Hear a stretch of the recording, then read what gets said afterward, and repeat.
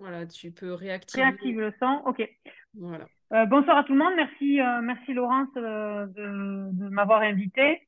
Et c'est un plaisir pour moi d'essayer de faire une présentation et un retour d'expérience de mon expérience en tant qu'athlète et en tant qu'entraîneur aujourd'hui.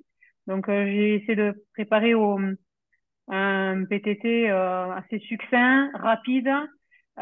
Et n'hésitez pas en fait à me poser des questions après chaque partie. Comme ça, on revient pas et puis surtout, vous oubliez pas vos questions.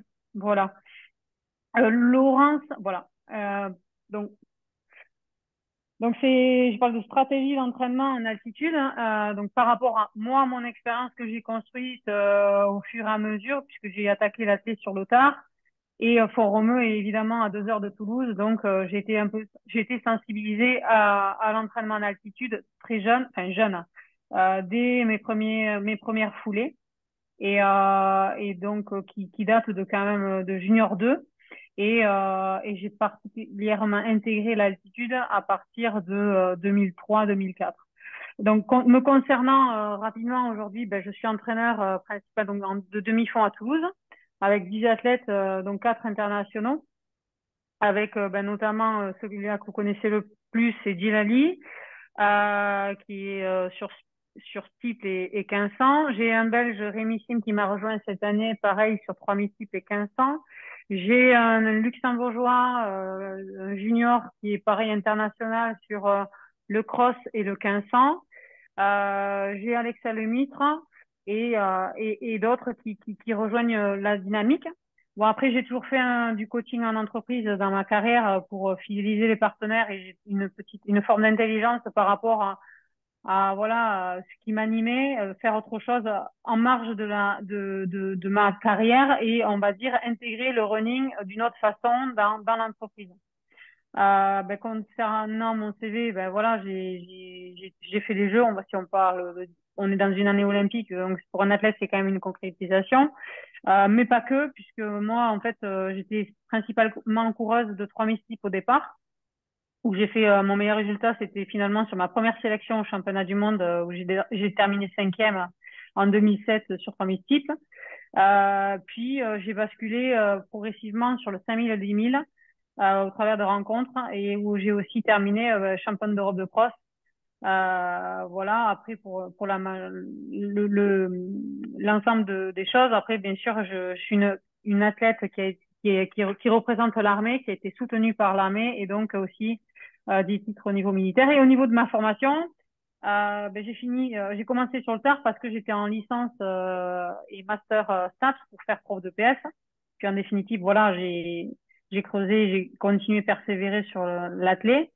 Et je me suis toujours formée. Et ça, c'est mon désir, en fait, de connaissances sur le terrain, de mettre, en fait, d'aller chercher des choses nouvelles. Alors, j'ai fait un DU technique de récupération, j'ai fait un DU de nutrition parce que j'étais du sportif, parce que j'étais passionnée.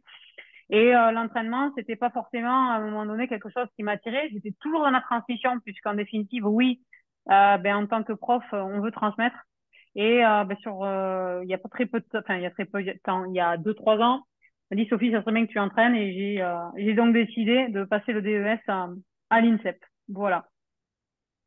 Tu peux passer à la diapo suivante, Laurence. Donc sur le planning, donc je vais vous parler donc de l'entraînement en altitude, donc sur ma stratégie d'entraînement en tant qu'athlète. Puis on passera sur une deuxième partie sur ma stratégie que j'utilise aujourd'hui en tant que coach, comment je planifie, quel lieu, quelles limites, quels dangers. Quels sont les paramètres aujourd'hui que j'utilise pour pouvoir mieux contrôler l'entraînement autour de la performance, de l'optimisation de la performance et les perspectives de travail, les perspectives de travail une fois qu'on a maîtrisé en fait l'entraînement simple au niveau de l'entraînement en altitude. Voilà, est-ce que tu peux passer à la diapo suivante? Donc moi, ce qui me caractérise en tant qu'athlète, c'est que j'ai eu une carrière longue, voire très longue, sans avoir être passée par les catégories jeunes. Évidemment, j'étais hyper sportive, touche à tout. Est-ce que aujourd'hui on peut se poser la question, est-ce que l'entraînement en altitude a pu me permettre de durer. Aujourd'hui, moi, je peux dire que c'est une certitude. L'altitude a pu me permettre de durer, mais c'est aussi me permettre de... c'est la variété des sites d'entraînement. Donc, on varie sur la motivation, on crée de nouvelles adaptations. Voilà, donc c'est tout ça qui ont fait qu'à un moment donné, ben, ça m'a permis ben, de ne pas être sclérosée par le même type d'entraînement. Est-ce qu'on peut se poser la question, est-ce que l'entraînement en altitude m'a permis d'exploiter mon plein potentiel? Alors, oui, parce que j'ai pu constater qu'au niveau de mes bilans, en fait, j'ai eu une modification en atto, au niveau ben, donc, comme je le dis, je le signifie au niveau de ma masse, de ma base des globules rouges, au niveau du GVM, VGM, et ça, c'est vraiment au niveau de la taille des cellules, donc une meilleure capillarisation, une meilleure utilisation de l'oxygène. Et par contre, on n'a pas constaté une forte augmentation du pourcentage d'hématocrytes. Alors moi, c'est aussi cette altitude. Pourquoi m'a permis d'exploiter mon plein potentiel, c'est que en fait, c'est un bien-être que j'ai perçu à mon retour d'altitude. Et ça, c'est aujourd'hui en lien avec une meilleure perfusion de l'oxygène. En fait, au niveau du retour d'altitude, souvent on constate un bien-être. Mais ce bien-être est juste lié en fait au fait qu'il y a une meilleure perfusion de l'oxygène dans le sang. Et évidemment, le plus significatif, c'est l'augmentation de mes performances en bas. Donc en fait, grâce à l'altitude, derrière, j'ai fait des performances. Et ça reste en fait l'objectif. Un stage en altitude pour un stage en altitude, ça sert à rien. On travaille bien. L'objectif est bien de faire des performances. Et là, on a et à la fois ben, j'ai constaté donc ben, forcément j'ai battu des records de France à l'issue de mes stages en altitude. J'ai augmenté mes vitesses de seuil euh, et des performances réalisées à 3-4 jours en retour d'altitude jusqu'à 20 à 30 jours après ce stage en altitude et voir d'ailleurs le plein potentiel se situer à ces 30 jours. L'économie de course, évidemment, qui est améliorée par la variété des sols et des parcours. Et évidemment, tout en gardant le travail technique en haut. En altitude, le plein potentiel par un travail de vitesse, très intéressant en altitude. On peut travailler ça sur vitesse, puisque vous savez ou pas, en fait, sur 100 mètres, vous pouvez battre vos records. Donc, c'est pour ça que d'ailleurs, à un moment donné, il y a eu des compétitions à Fort-Romeu, d'ailleurs, qui ont été réalisées. Alors, dans les années 70, 80 et jusqu'à 90, moi, je les ai connues. Et il y avait du sprint, du saut. Donc, un intérêt important sur la vélocité, le travail de vélocité. Et pour moi, surtout, et ça, je l'ai su après, a posteriori, souvent, je montais en altitude en avril, mai, je me sentais mieux qu'en bas. Et je me suis dit, c'est pas possible, je suis mauvaise répondeuse parce que souvent, en fait, quand on se sent mieux en haut qu'en bas, en fait, on n'a pas l'adaptation nécessaire. Et en définitive, c'était juste en lien avec mes problèmes d'allergie, où là-haut, j'étais préservée des pollens. Donc, au niveau de tous mes paramètres, en fait, ça m'a permis d'être meilleure. Donc, sur le seuil, sur l'aérobie de basse intensité, sur la VMA, la vitesse. Et moi, j'ai travaillé sur tous les secteurs. Et y compris, j'ai gardé la musculation et le travail de côte. Par contre, vu la variété, le dénivelé au niveau des parcours, je faisais plutôt des côtes courtes, de 15 à 30 secondes rapides, enfin maximum. Voilà. Est-ce que c'est bon pour vous? Est-ce qu'on peut passer à la diapo suivante? Ouais. Regarde s'il n'y a pas de questions. Voilà. Ah, il y a le micro de quelqu'un qui fait Je du... désactive et tu réactives le tien. Parce que du coup, je t'éteins peut-être à mesure. Non? Tu n'es pas éteinte? Tu peux rallumer. Voilà. C'est bon. Ouais. Tu peux changer donc de diapo? Est-ce que vous entendez tout le monde là? Oui. Oui, Oui, oui. Alors moi, j'ai une question à poser oui. concernant les allergies et le rapport avec l'hématocrite. Vous pourriez préciser Alors, pour les allergies, il n'y a pas de rapport avec le l'hématocrite, hein, rapport attention. entre allergie et taux d'hématocrite? Ça peut peut-être En intéresser fait, moi, je dis que je de savoir. potentialise. Reviens sur la diapo suivante, précédente, Ok. Laurence. Moi, je dis que je potentialise au niveau de tous ces paramètres. J'ai potentialisé au niveau des valeurs hématologiques. Euh, Moi, j'ai pas constaté une augmentation du pourcentage d'hématocrite et pourtant aujourd'hui, le stage en altitude est vendu. Alors, est vendu, c'est un terme voilà global, mais en tout cas, on dit oui, tu vas faire des globules, tu vas augmenter ton pourcentage d'hématocrite. Or, on sait que la course à pied, on casse des globules rouges et souvent quand on est en stage en altitude, on est libre, on est là pour courir et on court beaucoup, on fait de la casse et finalement, le pourcentage d'hématocrite, il n'a pas trop augmenté et ni en haut et surtout ni en bas 20 jours après. Par rapport, donc il n'y a pas de lien. Là, moi, je dis juste tous les éléments qui ont fait que j'ai exploité mon plein potentiel grâce à ça, en fait. Donc là, sur les problèmes d'allergie, c'est autre chose. En fait, là-haut, en n'ayant pas de problème d'allergie, j'arrivais à aller vite.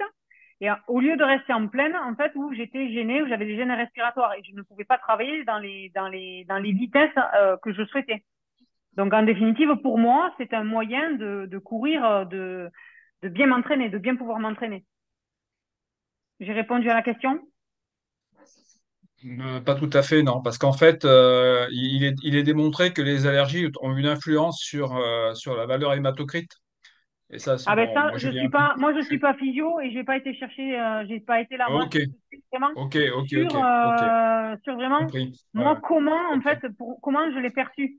Là sur ça, moi je suis pas là franchement, j'ai pas une casquette de physio et je veux pas ok. l'avoir. Non, je savais même pas en plus. Ok, donc quand je vois un problème d'allergie, ben, je me Non, dis que non, c'est voilà, vraiment que moi, ça a été ok. vraiment hyper. En fait, ça a été hyper choquant même. Je m'adressais à Polaratif à l'époque et je dis, écoute, je tourne plus haut, plus rapide des 1000 en haut qu'en bas. Bon, elle m'a dit, c'est pas. Enfin, elle était un peu percutée par ça et en fait, c'est quelques années après, en fait, qu'on a fait j'ai fait des bilans, qu'on a su que j'avais des problèmes d'allergie et donc du coup ben, je ventilais pas, j'avais des bronchos, enfin, j'avais des problèmes d'asthme en gros, hein, et sans Oui, oui, c'est traitement, ça, ouais. voilà, c'est ça. D'accord. Ok, tu peux passer à la diapo suivante, Laurent? Alors, là, je parle sur les lieux. Quels lieux j'ai privilégié ou pas? Pour moi, évidemment, je parle beaucoup de Font-Romeu parce qu'on est à 2 heures, donc c'est peu fatigant. L'altitude connue avec 1800 mètres et ses variétés de sites, en fait, on peut courir à 1000 mètres à 10 minutes en Espagne. Donc ça, c'est peu connu par les athlètes qui arrivent au centre et qui restent au centre ou autour, en Matmal, etc. Mais on peut aller en Espagne à 15 minutes et on peut être à 1000 mètres et donc faire des tempos, des SP sur du SV1, du SV2, de manière qualitative. Voilà, ça c'est vraiment un aspect hyper important. Il n'y a pas de piste, par contre, il y a juste une piste en terre aujourd'hui mesurée à 400 mètres, mais qui n'est pas en tartan.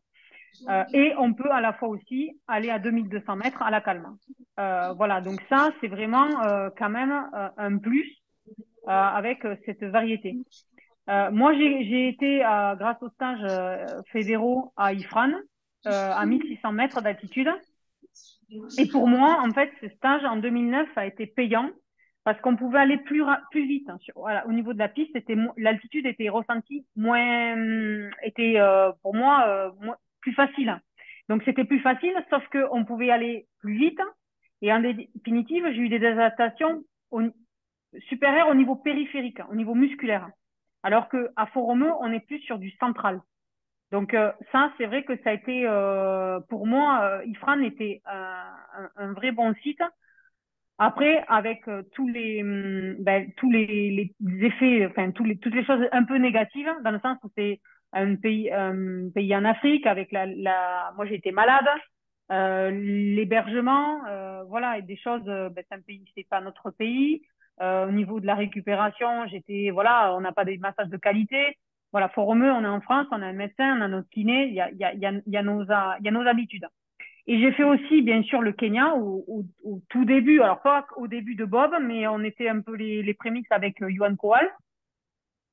Alors, moi, au niveau, voilà, de ma culture sportive, au niveau, tout ce qui est au niveau social, ça m'a ouvert. J'ai eu vraiment, voilà, je suis revenue un petit peu différente au niveau de, voilà, c'est quand même un choc culturel. On voit des choses dans la vie de tous les jours. Maintenant, au niveau de l'entraînement, les meilleurs mondiaux s'entraînent comme les meilleurs mondiaux partout. Il n'y a pas de, voilà, il y a de l'entraînement, on triplait, mais c'était des bêtises puisque les meilleurs doublés, comme en France, comme en Angleterre, et c'est vraiment le Kenyan, en définitive, est entraîné par les entraîneurs d'influence italienne ou influence anglophone. Donc, on y retrouve les mêmes choses. Par contre, moi, ça a été toujours un échec. Pourquoi? Voyage épuisant, la mauvaise récupération et la qualité des sols avec, en fait, la terre. Alors, en fonction de la période où on y allait, la terre est lourde, donc ça colle. Et on fait quand même c'est un peu plus dur. Et du coup, moi, on avait constaté avec Roger Millot à l'époque que ma cadence de foulée était perturbée. Donc, pour moi, ça n'a pas été concluant. Aujourd'hui, les athlètes l'utilisent sur les mois de décembre parce que, évidemment, mais la météo, le climat est propice. Moi, cette année, seul Dilali l'a fait. Et Rémi, je lui ai dit que pour l'instant, j'étais pas pour. Parce que beaucoup d'athlètes se blessent aussi là-bas. Par le voyage, on arrive fatigué, les sols, la qualité des sols. Donc voilà, moi, je suis adepte de Fort-Romeu et je pense qu'on peut presque y aller toute l'année. Et on ne le sait pas forcément, mais il y a des périodes en hiver où c'est hyper stable et c'est hyper ensoleillé. Voilà.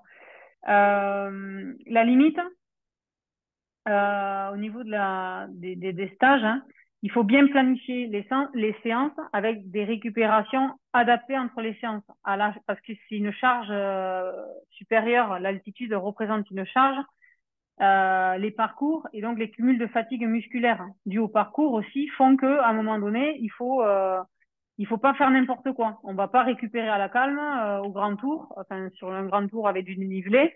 La récupération, on va la chercher en bas. Alors il y a les adeptes de l'altitude du en haut pour récupérer, sauf que récupérer c'est toujours récupérer avec plus d'oxygène sur du plat. Donc pourquoi les récupérer à la calme? Par exemple, c'est des erreurs moi que j'ai constatées au fur et à mesure de ma carrière et voilà, moi c'est quelque chose que j'ai manqué. Les limites, c'est aussi s'adapter au quotidien. Forcément, le climat change. Alors, surtout à Fort-Romeu, Ifrane, pareil. Le Kenya, c'est quand même très stable. Ça, c'est une chance, à part de tomber sur la saison des pluies. Et les changements climatiques, ils ont un effet hyper important sur la pression atmosphérique. Et qui dit changement de pression atmosphérique dit une altitude ressentie supérieure. Donc, en fait, on va dire que vous faites une séance à 1800 mètres un jour de forte humidité ou de brouillard. En fait, la séance ne sera pas qualitative, c'est trop dur en fait. L'altitude ressentie correspondrait à 150-200 mètres de plus. Ça c'est pareil, je l'ai su sur la fin. Et aujourd'hui, c'est un plus d'avoir subi ça, enfin subi, d'avoir réalisé des séances d'entraînement, parce que moi j'ai fait des préparations au mois de mai en 2008 avec Johan Koval, on a eu un mois de mauvaise pression. Et derrière, on est rentré rincé. L'autre limite qui n'est pas des moindres, c'est de s'entraîner à son niveau. Beaucoup d'athlètes vont en groupe et le groupe c'est bien, mais c'est un danger. En fait, c'est des allures vraiment particulières. Les allures de footing sont pas les mêmes d'un coureur à un autre. Donc ça c'est pareil, c'est bien, mais c'est aussi perverse. Et l'entraînement invisible a une part hyper importante à Fort-Romeu particulièrement par rapport à l'hydratation.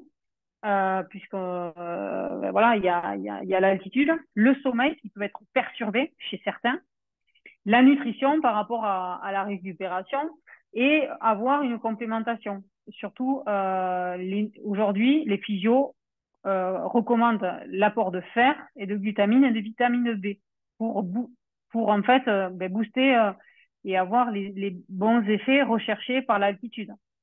Moi, c'est une erreur que j'ai faite. Je ne prenais jamais de fer. J'avais mal au ventre. Voilà, aujourd'hui, dans la littérature, ça a vraiment été une erreur, une grande erreur de ma part. Et pour les jeunes, aujourd'hui, moi, les laisser comme ça, sans personne, c'est pour moi une erreur, la plus grande erreur que je puisse trouver. C'est que le coach, aujourd'hui, c'est de l'adaptation au quotidien. Et donc, en fait, il faut une présence minimum sur au moins quelques jours pour que on s'assure de la mise en place des choses, que les athlètes fassent bien les choses, parce que c'est quand même une sensibilisation forte à leur futur. Voilà. Et si l'entraîneur ne connaît pas l'altitude, aujourd'hui, il y a pas mal de revues, de colloques, de webinaires, etc., pour avoir une formation minimum. On peut passer à la... Est-ce qu'il y a d'autres... Est-ce qu'il y a des questions sur ça? N'hésitez pas, hein. Ah oui, j'en ai, moi. Je suis désolé, mais j'en reviens à Non, la non, mais physio, là, parce c'est très que. bien, on est là, on est là, on est là, hein. Je suis là pour ça. Je Ouais, peux y ouais, répondre, hein. ouais, ouais, ouais. Alors, vous, ouais, tout à l'heure, vous m'avez dit, bon, vous n'êtes pas physio, ce que je comprends très bien, mais ce que je comprends moins, c'est qu'un athlète de haut niveau n'ait pas un minimum de connaissances, justement, en matière de nutrition, de complémentation, comme vous l'avez appelé, Oui, pouvant lui permettre de ne pas commettre ce genre d'erreur. Je trouve ça très, très surprenant. Bon, j'ai fait un passage dans le vélo quelques années. Je peux vous dire que c'est quand même à ce niveau-là très très différent et depuis pas mal de temps déjà. alors moi, à titre Vous preniez perso, du fer, vous preniez du fer, mais vous preniez du fer pourquoi? Est-ce que vous pensiez simplement qu'il en manquait parce que vous étiez en altitude, ou est-ce que vous aviez la certitude, c'est-à-dire la preuve que vous en manquiez du fer, alors de moi, fer? c'est ce que je dirais, je vais le dire après, je pense que sur une autre slide. En fait, aujourd'hui, en fait, il faut faire un bilan avant de monter, un bilan hémato. Ah, voilà. Ouais. Voilà. Évidemment, on ne prend pas du fer pour du fer. Mais moi, aujourd'hui, je dis c'est une erreur. Pourquoi? Parce que j'ai fait pas mal de formations et j'ai côtoyé quand même de grands noms en termes de physio. Et aujourd'hui, une supplémentation en fer, même si le niveau de fer est suffisant, est conseillé. Voilà. Moi, je ne répète et je me mets pas. Alors, moi, j'ai une formation en physio par rapport à plein de choses. Donc, la complémentation par rapport à mon DU, etc., j'ai jamais manqué de quoi. Mais par contre, le faire, moi, je sais que j'en avais pas forcément non plus besoin puisque j'arrivais avec mes bilans physio aussi et que j'avais super mal au ventre. Donc, voilà. Mais c'est aujourd'hui, sur les revues de littérature et sur les discussions avec les physios que aujourd'hui, voilà, je dis que pour moi, c'était une erreur et je le dis, c'est une erreur. Voilà. Bon, moi, j'ai quand même Excusez-moi. encore une réflexion à faire à ce sujet, parce que quand on parle de fer, je pense qu'il faut faire attention, hein, surtout quand on a un auditoire. Je pense aux jeunes, hein, je pense pas à ceux Oui, qui oui, sont là oui, ce soir et qui connaissent. Mais le fer, il faut en prendre, oui, à bon escient, il faut en prendre. oui, Les femmes peuvent exactement, en avoir exactement. besoin plus que les hommes, parce qu'effectivement, il y a des moments où les femmes en ont besoin plus que les hommes. Elles peuvent être en Oui, carence de fer. Des jeunes oui, peuvent être en carence de fer, ça arrive aussi. De oui. temps en temps, il y a des indices, on doit pouvoir le déceler et envoyer les jeunes chez les, les professionnels compétents pour faire des dosages. Le taux d'hématocrite ne dit rien concernant, enfin, Non. ou très peu En fait, c'est concernant la la formule carence sanguine éventuelle qui en le dit. fer. Et Oui, comme on peut avoir besoin de fer, on peut avoir besoin de magnésium, de B9 et de B12, parce que tout exactement. ça, c'est Oui, oui. important à la construction des cellules sanguines. Donc, moi, Oui. je pense que Et de ce l'acide point de folique. vue-là, l'acide folique, ouais. Il faudrait, je pense qu'à ce niveau-là, il faudrait avoir peut-être un discours et prôner un discours très, très précis quand on a besoin d'aborder ces sujets-là, ou s'abstenir. Ouais, je dis ça Après, à toute on fin peut pas utile parce moi, qu'il y a des je me éducateurs situe pas. sportifs autour de nous, quoi. Ouais, excusez-moi si je peux, je vais rebondir parce que moi, je suis un ancien coureur cycliste au départ aussi, donc j'ai pratiqué à haut niveau. Bon, mais Ouais. de parler de fer, de B12, tout ce que vous venez de dire, c'est culturel dans le vélo, si vous voyez ce que je veux dire. C'est culturel. Ouais, mais ouais. Non, mais je parle pas de dopage, hein. Aucune allusion au Ben, dopage, ça c'est un ben, autre sujet. non, non, je dis Voilà, je parle simplement, vraiment c'est de culturel. nutrition, là, hein. Mais c'est Ouais. pour ça Ouais. que mes précautions, quand je dis fatigue, bilan sanguin, je sous-entends, il y a un médical derrière, hein. Attention, Voilà. Ouais. ça c'est Bien sûr, évident. Ok. bien sûr que tout doit Voilà, moi être je fait. l'ai inclus parce que pour moi, en fait, l'athlète, il va pas prendre du fer pour du fer. C'est La première des derrière, choses, il y a la- et aujourd'hui les athlètes sont tous enfin pas tous, il y a beaucoup d'athlètes qui sont sous suivi dans les crêpes ou notre fédération Mhm. et qui sont suivis par un médecin. Attention, évidemment, je l'ai pas inclus, mais pour moi ça semble ça va de sens puisque en fait moi je fonctionnais comme ça. Voilà. D'accord. Et voilà. Ok. Laurence, tu Merci. peux revenir sur les slides d'avant, comme ça on peut avancer, parce que je vois qu'il y en a pas mal de slides. je vais en profiter pour vous passer le bonjour de Johan Koval, puisque je suis son président de club. Ah, merci. Voilà, Excuse-moi, voilà. Là, c'est juste après. Hop. Les méthodes, au niveau de l'altitude, utiliser hop, voilà, à l'altitude naturelle, donc pour les adaptations cardio-ventilatoires, l'économie de course, ce que je disais, l'augmentation de la charge en variant la qualité des sols, puisque ça permet, les sols à foromeux sont quand même des sols en herbe, c'est quand même plus souple. Donc, on peut augmenter légèrement la charge, quoique en fonction du dénivelé. Donc, moi, ça m'a permis, j'ai augmenté ma charge. Donc là, je parle de moi. Ça m'a permis d'augmenter ma charge et même par le retour, puisqu'en fait, j'avais une foulée plus forte et j'ai pu derrière continuer à augmenter le niveau de kilomètres ou d'augmenter au niveau de la charge, on appelle tout ce qui est au niveau du maintien d'intensité de stimulation. J'ai utilisé l'altitude simulée par le travail de RSH, donc c'est le sprint répété dans la salle hypoxique, et ça c'est sur ma fin de carrière. J'ai fait un peu ras de laboratoire avec le physio responsable de l'INSEP, du CREPS de Font-Romeu, dans l'objectif, pour moi déjà, de qu'est-ce que ça va m'apporter et qu'est-ce que je vais peut-être pouvoir chercher là-dedans pour mes futurs athlètes. Voilà, ben, déjà j'avais un peu cette idée. Donc là, c'était autour de 2018 que j'ai testé ces méthodes. Et ça m'a permis d'augmenter ma cadence de course et vraiment repousser mes seuils de fatigue, c'est-à-dire que je finissais beaucoup plus fort. Et notamment, j'ai battu mon record de 10 000 en 2018 à la suite de 6 semaines de travail avec du travail de RSH répété. Est-ce que Et tu ensuite, peux l'altitude préciser simulée, le Excuse-moi, travail en hypoxie. tu Comment? m'entends? Tu m'entends? Oui. Est-ce que tu peux préciser un petit peu pour ceux qui nous écoutent, un petit peu quel type de travail justement, à quoi ça correspond? En fait, quelques Ah, exemples de séances peut-être? au niveau de ces descentes du RSH, alors attendez, juste, je pose mon chat de l'autre côté parce que, hop, Je pars sur mon rationale. Après, c'est la caméra qui m'avait il me pose des questions. À un moment, ils m'ont laissé aider parce qu'elle pleure. Et moi, ça m'énerve un peu parce qu'il y avait beaucoup de médias qui alors étaient au niveau de l'altitude simulée, le travail de RSH, en définitive, donc nous sommes à 3000, environ 3000 à 3500 mètres d'altitude simulée. Et donc, c'est dans une pièce à Font-Romeu aujourd'hui. Et on est sur un tapis de course. Et les séances au début, c'était du 15 secondes à vitesse maximum, enfin, à vitesse max, avec avec une récup de 45. Et c'était 5 répétitions de ça sur 3 séries. Ça, c'est le premier, je pense que c'était la première séance. Et en fonction, en fait, on augmentait la vitesse du tapis. Alors, j'étais en vitesse infra au départ, évidemment, je devais être autour des 20 km heure. Et on a dû finir à 22 km heure. Et on a augmenté à la fin la pente. Et en fait, ça avait un impact sur la saturation musculaire, la désaturation musculaire, pardon. Donc, ce qui permet des adaptations et de pouvoir repousser les seuils de fatigue.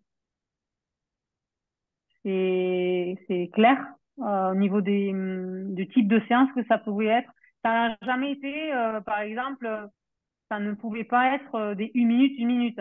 Il faut que ça reste raisonnable et on n'a jamais dépassé les 30 secondes d'exercice et on n'a jamais, par contre, doublé, voire triplé les récupérations. En fait, la récupération était guidée par le niveau de resaturation au niveau musculaire. En fait, on avait un capteur au niveau musculaire qui guidait le physio à me remettre en course ou pas.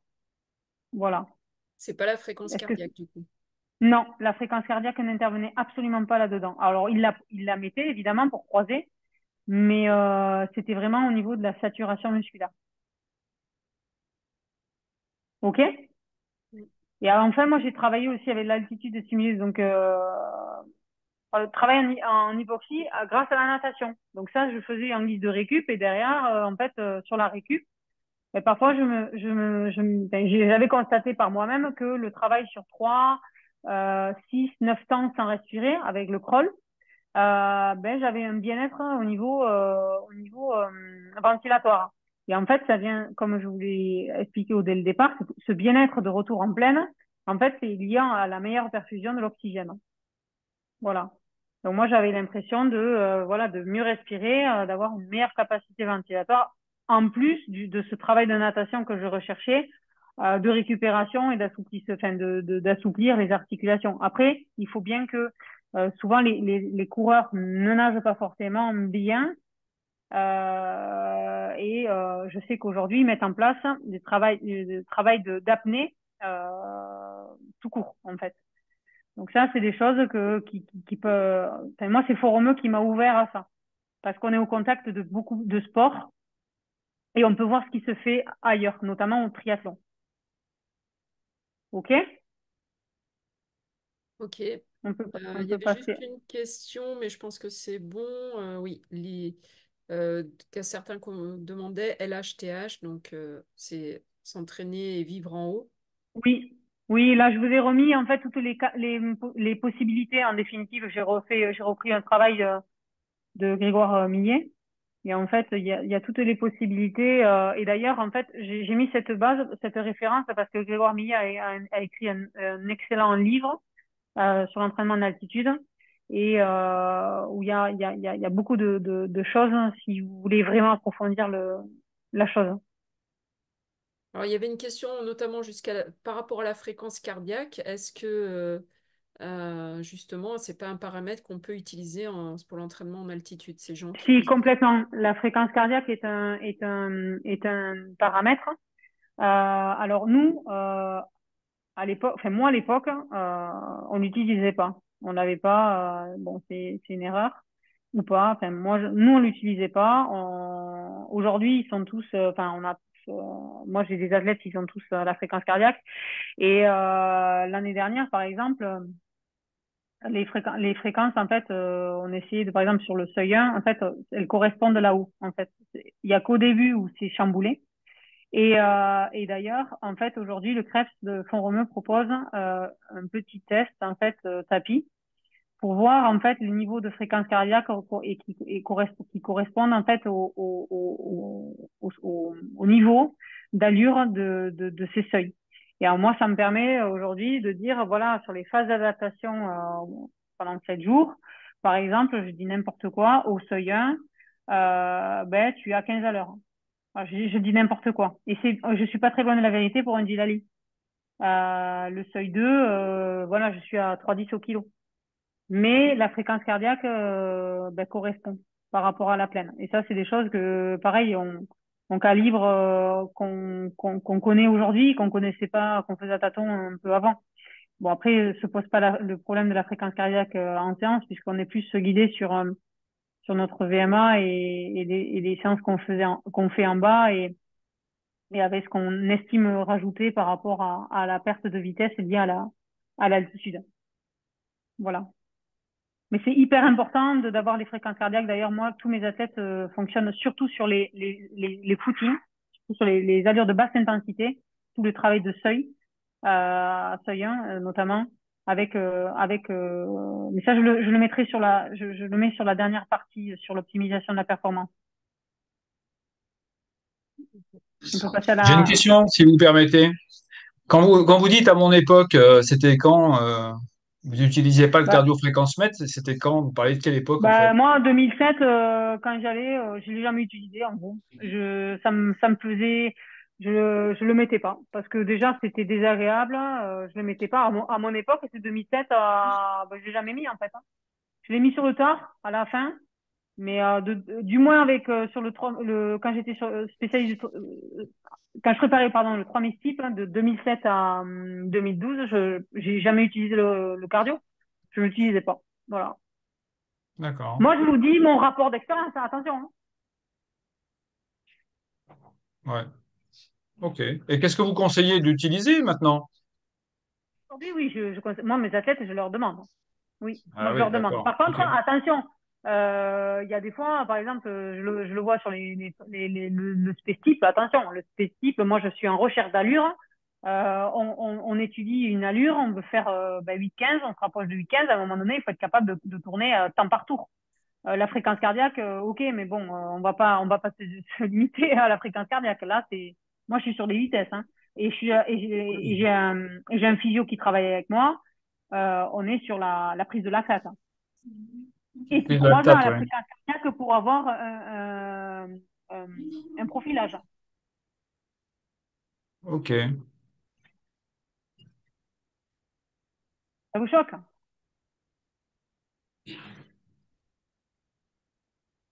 Et vous Ça vous savez qu'on interpelle? utilise le cardio-fréquence-mètre depuis les Ah débuts oui, des années oui, oui, mais 90. après, voilà, moi j'ai un entraîneur qui ne l'utilisait pas. Après, voilà, Ah ouais. je sais que, voilà, Après, moi, là, encore, ouais, Parce c'est que ça vrai. reste quand même à l'entraînement un repère extraordinaire. Je veux dire, oui, mais bon, aujourd'hui, on moi, ne peut pas s'en vous passer. dis, Ouais, comment j'ai réalisé mes performances, ouais, ouais, ouais. comment je les ai D'accord. fait. Voilà, moi, je n'utilisais pas Ok. de cardio. Aujourd'hui, Ouais, ouais. j'ai 25 au premier D'accord. type, hein, point barre. Donc, à De un moment donné, nombreux, ben, ouais, il y a aussi d'autres paramètres. Tout à fait, il y a de nombreuses personnes qui se sont entraînées pendant des années en faisant des performances et en ayant des repères plutôt de vitesse et de connaissance de soi. Maintenant, c'est vrai que les athlètes sont un peu enfermés avec leur cardio et parfois ça peut avoir des effets pervers dans ce domaine-là, même si on est bien d'accord que ça permet de cibler des allures. Mais en athlée, en tout cas, quand on est sur des terrains variés, sur des choses qui sont en nature, ça peut être utile.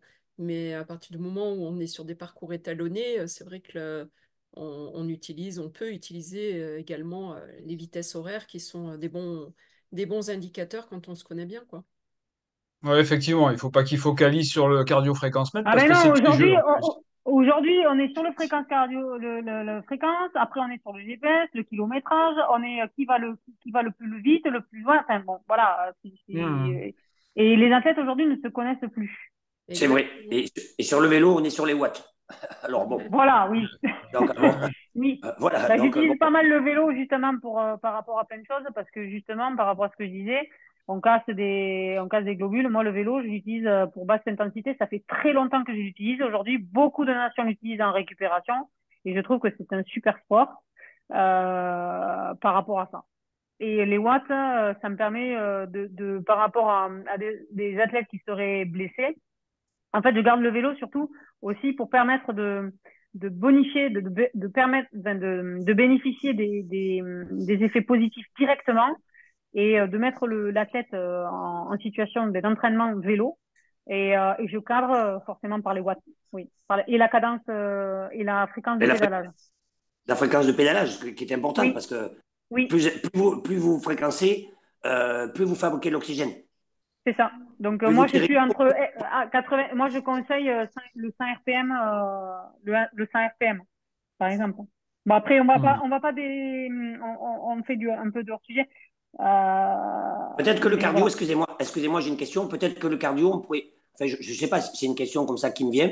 Peut-être le regarder son cardio le matin juste avant de se lever. C'est peut-être un bon Oui, indicateur. Voilà. oui, Et puis peut-être après la séance pour regarder justement à quelle vitesse on redescend et on récupère. Peut-être à ce moment-là, oui. à ces deux moments-là, je pense que ça peut être pas mal. Mm, mm. Laurence, tu peux changer de diapo? Donc là, c'est ce que je disais, les adaptations que je recherchais, hémato. Sauf que, voilà, bon, là, j'ai repris pareil un PowerPoint, une image de Grégoire hein, que j'ai trouvé, que j'avais sur mes fichiers. Donc, voilà, la capacité de transport de l'oxygène, c'est quand même l'objectif de l'altitude. Et les adaptations non hématologiques, donc les adaptations musculaires hein, par rapport à la capillarisation, l'amélioration du pouvoir tampon, l'activation neuromusculaire, le fonctionnement mitochondrial, puis les adaptations ventilatoires. Ça, c'est vraiment, pour moi, c'était vraiment le truc qui pour moi était pas magique, mais c'était vraiment quelque chose qui était, voilà, pour moi, clé. Les adaptations psychologiques, parce qu'en fait, les séances sont quand même parfois très difficiles et ça nous permet de passer des caps et sur le dépassement de soi. Voilà. Donc, au niveau central, c'est le travail sur les seuils, la VO2, la vitesse, les adaptations périphériques, l'économie de course, alterner le travail pentu avec la piste pour préserver la qualité de pied. Parce que c'est vrai qu'aujourd'hui, par le travail sur les sols mous, les sols instables, parfois on oublie sa qualité de pied. Certains entraîneurs disent qu'on perd de la qualité de pied. Moi, je pense pas, et bien au contraire. Je pense qu'on fait un travail de proprioception hyper important. Et donc, l'aspect psychologique, c'est le bien-être, la concentration. On a quand même, enfin, moi, à Font-Romeu, je me suis toujours sentie bien, à la calme notamment, ou sur les différents parcours. Donc, il y a cet effet cette atmosphère qui nous apaise. Et on se coupe par rapport à toutes nos problématiques qu'on a du quotidien. Et le jeune, c'est la problématique du quotidien, c'est le trajet à l'école, voilà, on se retrouve dans quand même des conditions propices pour l'entraînement. Donc, le jeune, c'est une sensibilisation, mais une sensibilisation aussi à ça. On peut changer Est-ce que de tu peux slide. préciser ce que tu entends par HBMAS 2S? L'augmentation de De la masse c'est oui, là, en fait, le VGM, c'est la la masse, taille la taille des hémoglobines, de oui. l'hémoglobine. Ok. Donc, c'est la grosseur.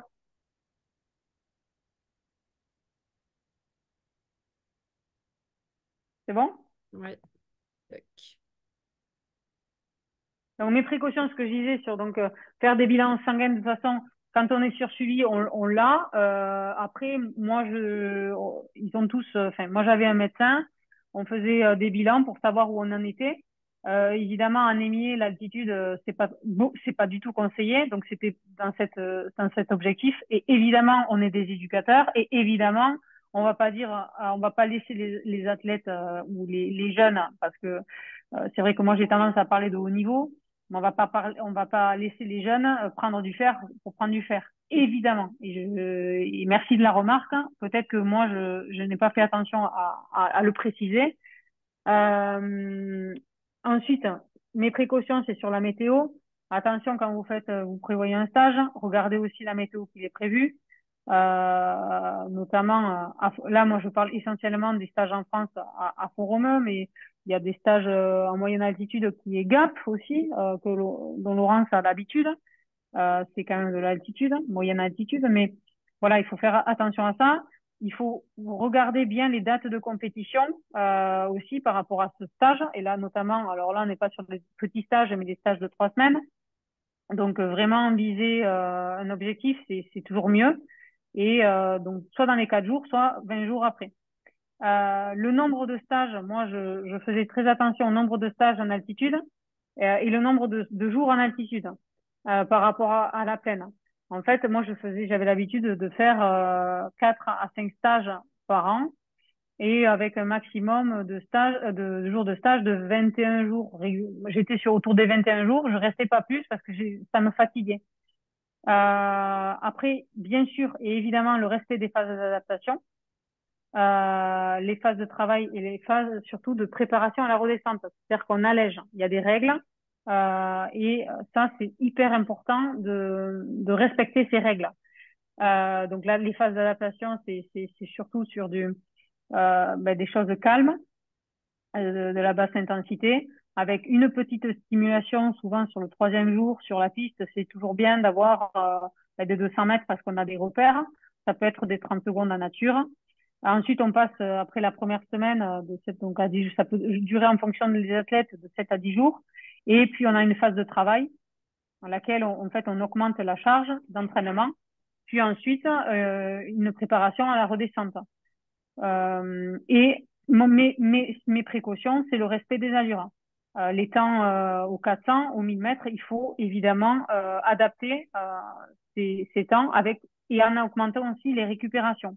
Je les estime à 10% aujourd'hui et espacer les séances, les unes avec les autres. Donc, moi, en 2003-2006, j'ai fait des stages, c'était plutôt de la sensibilisation aux stages en altitude. Donc, j'allais à Font-Romeu, c'était des stages de club, et maximum, j'ai le souvenir de 15 jours, mais c'était plutôt 10 jours à 15 jours. Voilà. De 2007 à 2012, pour les objectifs de 3000 types, je faisais donc de 4 à 5 stages en altitude, de 3-4 semaines, comme je vous l'ai dit, en phase de foncière en octobre. Je reprenais en octobre après une reprise de 15 jours en pleine. Et ensuite, je faisais 2-3 semaines en guise de rappel en décembre-janvier parce que je suis à côté. Et je faisais de la basse intensité essentiellement. J'ai fait l'Afrique du Sud avec les stages équipe de France en 2008. J'ai aussi, comme je vous l'ai dit, testé le Kenya. Mais ces choses n'ont jamais marché pour moi. Un différentiel sûrement des conditions météo avec mon retour en France n'avait pas été concluant. À Toulouse aussi, on a une chose, c'est qu'on n'a pas de piste, donc indoor, et donc on n'a pas des conditions climatiques qui permettent, on n'a pas de salle qui nous permet d'aller hyper vite, donc on est vite au froid, et donc il y a un choc musculaire assez important. Ensuite, j'ai eu l'habitude de repartir en stage de 3 semaines, donc en mars-avril, pour faire le foncier sur Font-Romeu. Alors, Ifrane, je l'ai noté parce que c'est vraiment sur 2012, c'est vraiment 2009 où j'avais battu mon record de France, et c'est vrai que c'est c'est le seul stage que j'ai fait, donc je vous l'ai cité. Et puis je refaisais un stage de 3 semaines en juin pour la seconde phase spécifique de Font-Romeu. Donc je faisais le foncier à Font-Romeu sur mars-avril. Je descendais en mai où je faisais du spécifique en pleine. Donc je préparais pour travailler plus vite en pleine.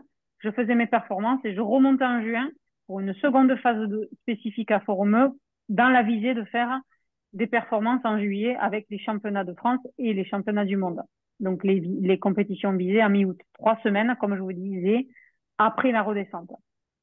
Les objectifs, moi j'ai utilisé pour Font-Romeu, c'est travailler vite en bas.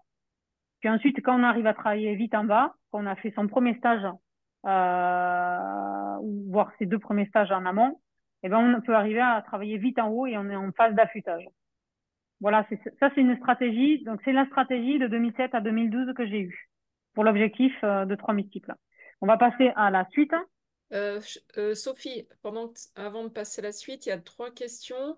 Qu'est-ce que tu préconises? Alors peut-être tu le diras peut-être tout à l'heure. Ouais, je pense qu'il faut avancer. Juste peut-être qu'on, ouais. C'est juste combien tu préconises de bilan sanguin par an? Ouais. Bah, Et de tests d'effort, si c'est possible. Test d'effort, un seul. Un seul? D'accord.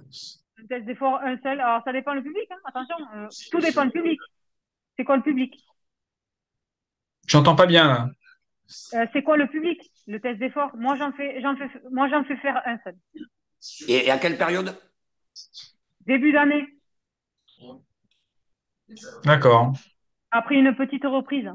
Début d'année. Ça peut être après alors, Dilali l'a fait en janvier. Mais ça, c'est parce qu'il était pas là. Donc, en fait, c'était l'organisation. Mais un seul. Il y a des Est-ce athlètes que qui en vous font. êtes d'accord avec une préconisation de 3 dans votre Non, spécialité? non, Non? non. Non, Vous ne me parce que demandez pas quand est-ce qu'il faudrait les mettre, par exemple? Les placer? Pour 3, Bah, avant, à un moment où on si vous fait. faites 3 tests d'effort, en fait, ça veut dire que vous négligez votre façon de vous aussi de jauger votre athlète, parce qu'un test d'effort aussi, c'est bien, mais il y a des séances qui peuvent faire, qui sont aussi un peu, qui sont très proches, hein, de certaines choses. Alors, vous n'avez pas les échanges gazeux, attention, mais Voilà. Non, moi, j'en préconise un, donc je peux pas parler de trois parce que je ne sais pas ce que c'est.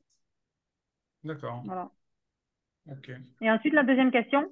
Alors la deuxième question, c'était une Emmanuelle qui demandait en disant qu'elle donnait régulièrement son sang. Est-ce que tu Oui. penses qu'il y a des impacts sur la performance quand on donne son sang? Bah, franchement, je peux pas répondre à la question, je sais pas. Apparemment, on donne pas. Je sais pas si quelqu'un peut le dire dans l'auditoire, mais moi, je sais pas. Je sais que c'est pas non plus énorme, mais forcément, ça fatigue. Donc, dans les 2 jours après, j'imagine qu'on est fatigué, mais je sais pas. Là, pareil, je suis pas physio, je sais pas du tout. C'est une question Et de programmation, ça dépend de ce qu'on le fait, Ben, c'est c'est ça. tout. sûrement par rapport au temps de reconstruction en fait de la Mm, perte mm. de sang et du renouvellement en fait. Du coup, la dernière question, c'était quelle durée, donc Jérémy qui posait la question sur la durée des stages. Donc toi, tu as fait des stages de 3 semaines, tu disais Ouais, que de 3 semaines ensuite environ, tu 3 semaines et demie, débordais. mais voilà. Voilà. Après, ça dépend aussi plein Certains de choses. athlètes, voilà, ouais, durent un peu Il y plus a des longtemps. athlètes qui font un mois, mais il y a là-dedans aussi, ça dépend où tu es en France. Il y a beaucoup de Parisiens, par exemple, ils ont 8 heures de voiture. Voilà, le trajet, c'est quand même quelque chose aussi qui peut Mm. fatiguer, donc ça peut nécessiter d'arriver et de faire 2 jours calmes, vraiment. Voilà, donc moi, je faisais 3 semaines, j'ai rarement fait un mois. Il y a Si je des peux me choses, il y permettre, a je des crois qu'il a été prouvé scientifiquement que 3 semaines, c'était un minimum pour un stage en altitude, hein. Ben, c'est par rapport à. Alors, ce qui est prouvé, est-ce que c'est la vérité ou pas? Ouais. Après, moi, j'ai fait des stages à 15 jours et j'ai fait champion d'Europe. Voilà. Donc, après, est-ce que c'est le stage en altitude qui paye ou est-ce que c'est le travail en Ouais. pleine? Voilà. Après, il y a l'altitude, j'en parlerai, elle n'est pas magique, hein. Donc, ce qui est prouvé, en fait, à un moment donné, on parle de performance. Donc, moi, j'aime bien la théorie, mais je préfère la pratique. Non, mais je parle pas de théorie, je parle de mesures précises. Évidemment, on parle Oui, mais d'hématocrite, c'est la on voit théorie. l'efficacité. Mais le stage en altitude, globalement, oui, c'est pour ça que je parle de 3 semaines. C'est 21 Oui, jours c'est par ça. rapport à quoi? À la formation des globules rouges. Ouais, c'est ça. Puis après, il y a l'individualisation et chaque athlète réagit différemment. Ah Et ben donc, oui. les durées sont des durées moyennes, mais pas forcément des durées qui sont optimales pour tout le monde. Il y a des personnes qui préfèrent rester un mois parce que justement, peut-être qu'ils ont le temps d'alléger avant de redescendre. Et c'est important aussi, Sophie, d'alléger avant de redescendre. Oui, oui, oui. C'est ce que je mettais donc sur mes précautions, donc les allures, respecter les phases d'adaptation, c'est-à-dire la première phase, le travail de prépa et la préparation à la redescente. Vraiment, sur la dernière semaine. Avec des séances vraiment pas dures et jamais une de séance le jour du départ. Jamais de séance le jour du départ.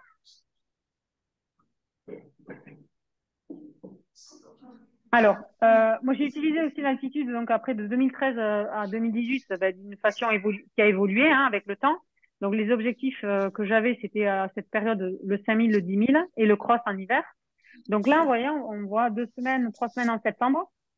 Donc là, je faisais ou octobre-novembre. Alors ça dépendait des années. Par exemple, j'ai déjà fait en septembre parce que c'était par rapport au timing des compétitions de cross. Et je faisais du spé-cross. Et je faisais pas trop. Donc, je sais qu'il y a une année où j'ai fait que 2 semaines, ce que je viens de signifier, parce que je privilégiais le travail et le travail en groupe à Balma, en pleine, qui était pour moi essentiel.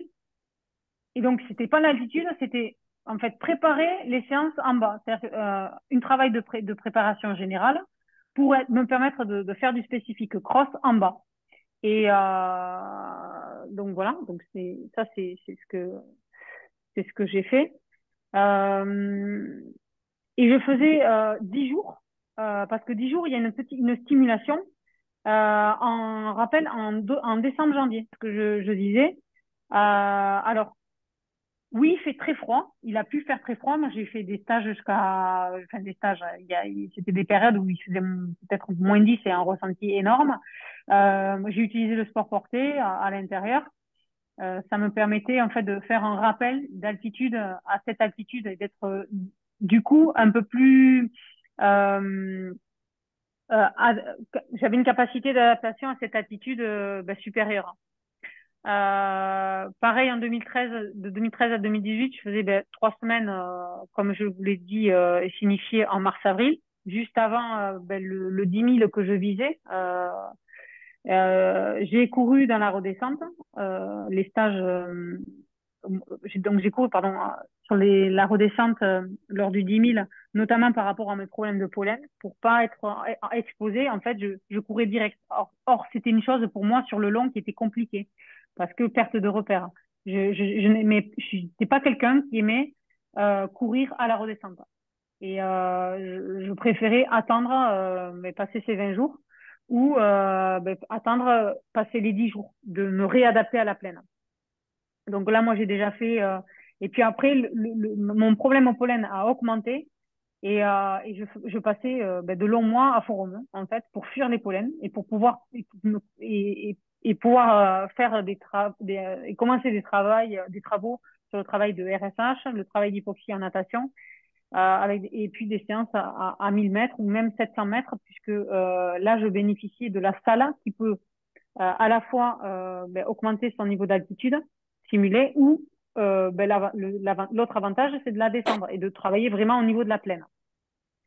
Et puis en définitive aussi, je faisais 2-3 semaines en juillet. Donc là, à cette période, j'ai utilisé beaucoup l'altitude, beaucoup Font-Romeu, peut-être aussi une lassitude à Balma qui a fait aussi que j'utilisais de plus en plus Font-Romeu parce que j'arrivais à 10 ans de carrière.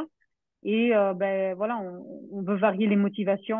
J'avais un groupe aussi à Font-Romeu, j'avais un groupe un peu moins le groupe à Balma, donc voilà. Donc le point positif sur le travail de RSH, c'est vrai que j'ai battu mon record assez tardivement sur le 10 000. J'ai fait mes meilleures saisons de cross. J'ai fait un PB, alors je me rappelle pas, j'ai notifié sur un 10 km.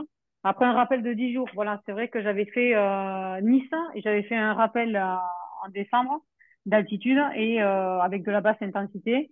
Et quelques jours après, je bats mon record sur le 10 km de Nice avec 32 minutes de mémoire. Donc la limite, c'est ma difficulté avec le retour en plaine. Trop d'altitude, en fait, le cœur ne monte plus. Donc, c'est une fatigue liée à un chamboulement orthosympathique. Donc, aujourd'hui, vous savez qu'il y a dans le suivi de l'opti, perche, on propose aux meilleurs athlètes un suivi au niveau de la variabilité cardiaque. Et moi, qui me semble intéressante pour l'entraîneur et l'athlète, mais avec parcimonie. Voilà. On peut changer de slide. Alors, je sais pas, est-ce que j'ai été claire sur l'utilisation que moi j'ai eue de l'altitude que j'ai faite. C'est vraiment c'est mon expérience.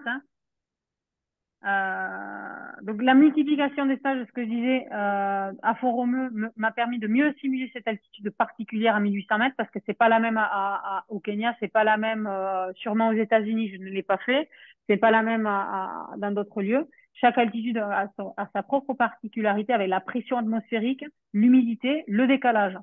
Ce qui me paraît important est d'arriver frais en altitude. Un voyage long pour prétexte de climat peut être destructeur. Là, je parle de la mode, l'effet mode Kenya à un moment donné à tout va.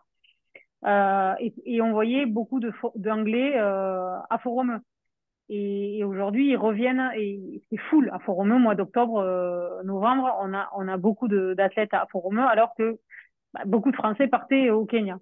La stratégie l'hiver, pourquoi un crossman partirait-il au chaud? Alors pour moi, le seul avantage, c'est le rappel de travail spécifique par rapport au travail estival et aux objectifs estivaux, parce que ça représente un choc au niveau de la météo et du retour en France.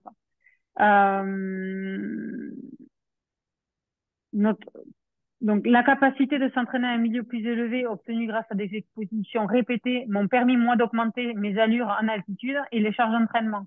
Donc plus j'allais en altitude, plus ça m'a permis d'augmenter mes temps de soutien parce que j'étais habituée à ce niveau d'altitude et ça m'a permis de travailler plus loin, plus fort. La répétition des stages en altitude permet la mise en place plus précoce. Alors, qu'est-ce que j'ai? La répétition des stages en altitude permet la mise en place Alors là, j'ai fait une erreur de frappe. Une Qu'est-ce que j'ai adaptation voulu... plus rapide, c'est peut-être, tu as voulu dire que tu pouvais, enfin, comme tu montais Oui, souvent, la phase alors ça, d'adaptation c'est est plus une courte. adaptation plus précoce. Oui, c'est ça, par exemple. Mais attention, il y a quand même une phase d'adaptation qui est nécessaire, en fait. Elle est plus courte, mais elle y est quand même. Les trop nombreux stages en haut sont fatigants, donc c'est ce que je disais. Et les cas aujourd'hui de Vanders qui est sans arrêt au Kenya et a parfait, oui, puisqu'il a battu le record d'Europe du semi, mais aujourd'hui il fait plus de contre-performance qu'autre chose. Donc attention, l'objectif c'est quand même d'aller vite en bas.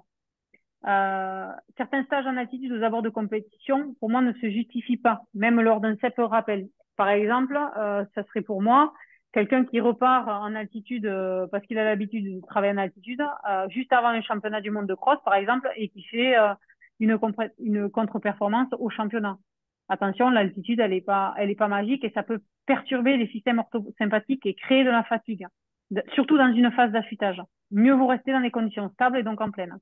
Donc l'altitude n'est vraiment pas magique et peut être parfois plus délétère que profitable. De nombreux athlètes ont réussi dans l'altitude, et là je parle forcément de Christelle Donnet qui n'allait presque pas en altitude. Et il y a aujourd'hui une perspective de travail à la chaleur, puisque par la déshydratation, il y a des similitudes de travail avec l'altitude. Voilà. Ça, c'est mes conclusions personnelles de mon expérience. Et je le répète, moi, je suis pas physio. Donc là, j'ai essayé de vous faire un topo par rapport à ce que j'ai vécu. Euh, Est-ce que c'est clair? Est-ce qu'il y a des questions? Est-ce que, avant de passer sur la rapide planification que j'en fais aujourd'hui en tant que coach? Non? OK. N'hésitez pas. Donc, on va passer sur donc ma façon aujourd'hui de planifier. Eh ben, aujourd'hui, bon, là, je vous ai fait un copier-coller un de mes docs. En fait, moi, je place clairement les objectifs finaux. Donc, pour nous, c'est les Jeux. Là, j'ai pris donc le cas d'Ilali. C'est en rouge, donc c'est les Jeux, c'est les championnats d'Europe. Et après, je mets les compétitions éventuelles de préparation, donc des 1500, avant les 3000 multiples de qualification, avant donc ces championnats, et des phases en fait de préparation avec de l'altitude, parce que j'ai gardé, Dilali a eu la même, il a utilisé aussi l'altitude, c'est quelqu'un qui a utilisé l'altitude dans sa jeune période. Donc, on continue sur ça avec, moi, plus affiner les choses. C'est-à-dire, utiliser l'altitude à bon escient. C'est-à-dire, on utilise, par exemple, en mars, l'altitude de Foromeux, en haut, pour aller en avril en bas. Alors, en bas, c'est de l'altitude, l'Afrique du Sud, mais c'est quand même une altitude très relative. Elle est à 1200 mètres, il fait beau, on peut aller relativement vite. Et l'idée, c'est que vous voyez, un mois après, je suis au championnat d'Europe après l'Afrique du Sud. Donc en fait, tout est calculé. Je vous ai mis ça comme ça, de but en blanc, avec des notes, etc. Pour pas vous montrer mon truc propre, mais c'est vraiment comment je construis aujourd'hui la planification et l'utilisation de l'altitude. Et par rapport à ce que je disais, sur les débuts de saison, donc là, il y a la phase de reprise, quelques jours en bas, et une fois qu'il a fait 15 jours, on monte à Font-Romeu pour la première phase de développement foncier. Puis, la phase jaune, on est à Toulouse, on va vite en bas. On va vite en bas, on fait des compétitions. Et décembre, parce voilà, lui, il aime le Kenya, ça lui réussit. C'est la pensée magique aussi, parce elle est importante aussi. Il utilise le Kenya. On refait donc, il a fait un stage en altitude en octobre. Il y a un rappel, ce que je vous disais, en fait, l'altitude, on va plus vite, enfin, on va plus vite. On peut être plus vite sur des séances dures. En fait, on est plus à l'aise. C'est ce que je disais. En fait, c'est ma phrase, c'est ce qu'elle voulait dire. Et donc, l'utilisation du Kenya, pour aller vite sur du spécifique en janvier, avant les compétitions prévues. Voilà. Donc, tout est calculé et moi, j'ai affiné par rapport à mon vécu. Donc, aujourd'hui, j'affine. Attention, Djilali, tu vas pas 6 semaines au Kenya. Tu fais un mois. Parce que là, j'inclus qu'il y a un transport, il y a un voyage qui est plus long. Il y a le vol, il y a le temps pour aller à Iten et pareil pour le retour. Donc, pour moi, ça fait de la fatigue. Donc, tout doit être vraiment lissé. Voilà, aujourd'hui, avec Dila, comment on a utilisé l'altitude. Sauf qu'aujourd'hui, au mois d'avril, il n'est pas parti en Afrique du Sud. Donc, il a choisi, pour plein de raisons, de faire 2 mois à Font-Romeu. Et là, moi, j'étais vraiment pas contre. J'étais vraiment contre. Et, je me suis opposée. Mais voilà, les arguments donnés étaient entendables. Et on a eu de la chance. C'est-à-dire que moi, j'étais contre par rapport à plein de choses, par rapport à la durée d'exposition. Et on a trouvé un compromis, celui de descendre à Toulouse pendant 10 jours pour faire des séances spécifiques en conditions de plaine. Et on a eu de la chance parce qu'on a eu du soleil. Aujourd'hui, il neige. C'est quand même un choc de faire du spécifique dans des conditions faibles. Dans des conditions froides, pardon. Voilà. Est-ce que c'est clair sur la planification de mes stages en altitude? Et là, excusez-moi, je vois un meeting en Chine. Ça fait de la fatigue, là, quand même, tout ça. Alors là, le meeting en Chine, c'était la fin de saison. C'était avant ça. Ça, c'était fin de saison, c'est-à-dire que il a fini les championnats là, il avait fini les championnats du monde à Budapest. Et généralement, quand on finit les championnats du monde à Budapest, l'objectif final, il est terminé. Là, il rentre en Diamond League. Ben, vas-y, bien sûr que ça fait de la fatigue. C'était commercial plutôt. Comment? C'était peut-être un meeting commercial, on va dire. Non, parce que là, ils vont chercher quand même des chronos aussi. Alors moi, pareil, moi perso, je l'ai jamais fait. À titre perso, j'ai jamais fait des meetings Diamond League en Chine. Mais par contre, là, il y a récemment Aude Clavier qui est partie en Chine. Elle a fait 2 meetings croisés, deux meetings croisés et elle a réalisé les minima pour les championnats d'Europe. Donc oui, ça fait beaucoup de fatigue. Bon, bah après voilà, c'est les conditions de transport. Bon, bah, elle a eu la chance d'être en business. Il y a plein de choses. Hein. Aujourd'hui, les athlètes sont aussi pas tous logés à la même ancienne. Moi, je suis d'accord avec vous. Le meeting en Chine, bon là, c'était fin de saison, donc c'est plaisir. C'est vas-y, fais. Ça passe, ça passe. Bon, moi, j'étais plutôt pessimiste sur ça. Voilà. Mais là, c'était vraiment fin de saison. Là, du coup, c'est pas mon début de saison. Mon début de saison avec lui, c'est la reprise. Vous voyez? D'accord, ok. Voilà. Il faut savoir Juste une aussi petite que les question. Ah athlètes. ouais, non, jamais vous me verrez mettre un meeting en Chine en pleine saison pour mes athlètes. Hein. Donc, je suis pas du truc. Puis après, il y a peut-être là aussi le contexte actuel avec les athlètes marquent des points aussi au ranking et donc Oui, ont besoin exactement. Oui. de courir Bien, et en septembre, peut-être que ça comptait pour la saison 2024 et alors oui, exactement. Merci de préciser parce que c'est vrai que moi je suis restée sur un mode de minima. Mais oui, en effet, il y a le ranking qui comptait.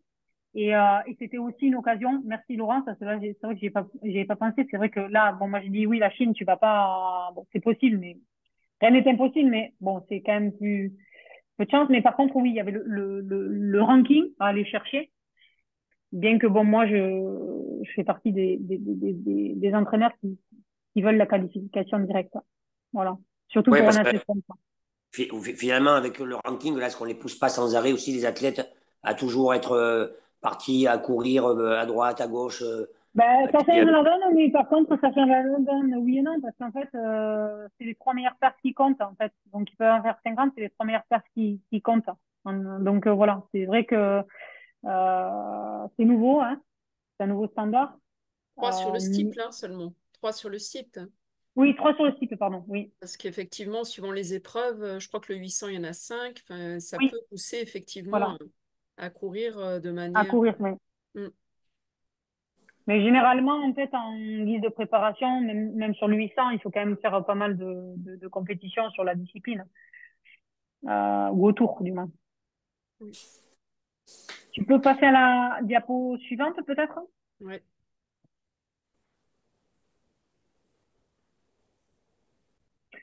Donc là, c'est aujourd'hui les paramètres de suivi, donc la cellule optimisation de la performance qui a été mis en place par la fédération et que j'ai dupliqué en local, puisque c'est vrai que bon, mais l'optimisation mis en place par la fédération, c'est vraiment c'est bon, il y a des choses qui sont faites dans l'année, mais il y a des choses qui sont aussi, surtout faites sur les stages.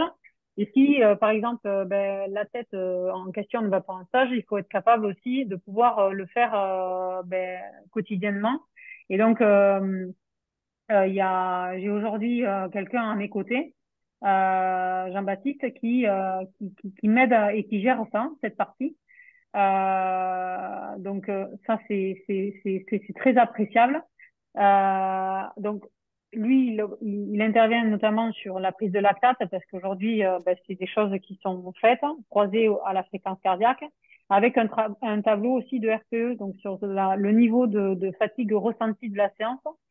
Alors il le fait à bon escient, c'est-à-dire qu'à un moment donné il le fait juste après un 1000 par exemple, on a fait 8 fois 1000, il le fait le RPE après chaque 1000 et il peut le faire aussi sur la fatigue, le RPE global de la séance.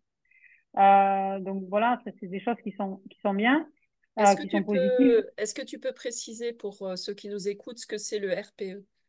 Alors en anglais c'est le rate performance. Alors en fait sur une échelle de 1 à 10, c'est la difficulté en gros de la séance perçue. En gros, votre athlète fait 8 fois 1000, vous leur donnez une allure. À combien lui situe la difficulté de la séance? Est-ce qu'il est plus proche de 9 ou est-ce qu'il est plus proche de 2, 3? Ça aura évidemment des répercussions sur sa fatigue. Et plus à un moment donné, ben, les RPE sont trop forts, en fait, ben, il y a d'énormes chances qu'il y ait un surentraînement. Voilà, donc en fait, ça aide aussi à évaluer notre séance et à évaluer la fatigue de l'athlète. Parce que si aujourd'hui le but de la séance était d'une séance facile, admettons, je dis n'importe quoi, je reprends 8 fois 1000 à un seuil, admettons, pour un athlète qui a un niveau, qui a un, enfin, si à cette séance qui vous jugez, vous, facile et qui vous dit, voilà, aujourd'hui c'était RPE 8, ah, il faut chercher quelque chose. Est-ce que tu as dormi? Est-ce que tu as récupéré suffisamment de la séance? Est-ce que vous avez fait cette séance au bon moment? Ça aussi, ça nous guide pour nous. Donc c'est vraiment un suivi de la tête, mais aussi un retour pour nous. Pour nous. De- La lactatémie, oui, Excusez-moi, de toute façon, dans tous les cas, on doit tenir compte quand même toujours du ressenti de la tête sur toutes les exactement, séances. Voilà, ça, je crois exactement. que c'est la base Oui. de Ah l'entraîneur ben oui, aussi, de la oui. relation entraîneur avec l'athlète, quoi. Mais là, avec le tableau, en fait, moi, je demande, évidemment, on demande, bien sûr, c'est la base, évidemment, c'est l'échange. Hein. Mais là, grâce à Jean-Baptiste, avec Jean-Baptiste, là, les athlètes ils reçoivent un tableau, vraiment un document qui nous remplissent. Alors, ça peut être sur la séance, il le fait sur la séance, mais aussi ça peut être, ils ont un tableau où ils remplissent, par exemple, de manière, s'ils sont en stage, admettons, ils le remplissent au quotidien. Donc en fait, nous on a un suivi, lui il a un suivi et il me fait un suivi. Et ensuite on voit, ben en fait, les niveaux de fatigue que ça engendre. Ensuite, donc bon, moi, le bilan sanguin, hein, évidemment. Alors moi, j'ai mis tous les 2 mois.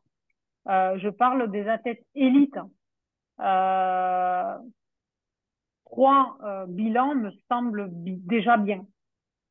Maintenant, vous avez tous bon, enfin tous. On est quand même, il y a des médecins et c'est quand même la décision aussi du médecin. C'est pas l'entraîneur. C'est bien de conseiller, mais c'est en échange aussi avec votre médecin du sport. Donc les outils que j'utilise, c'est la fréquence cardiaque, comme je l'ai dit, surtout pour les travaux de seuil pour qu'ils soient sur les bonnes fourchettes. Et là, le test de tapis établit, notamment sur l'altitude, ce que je vous parlais, en fait, au Crest, à Fort-Romeu, il y a un test progressif qui s'arrête, qui est pas maximal, donc c'est inframax, et qui donne le SV1, le premier seuil, le deuxième seuil ventilatoire. Et donc, en fait, en fonction de ça, on a la vitesse et la fréquence cardiaque correspondante. Et qui correspond, par expérience avec tous les athlètes que j'ai fait passer, à la fréquence cardiaque d'un bon. C'est la vitesse qui en fait est modifiée.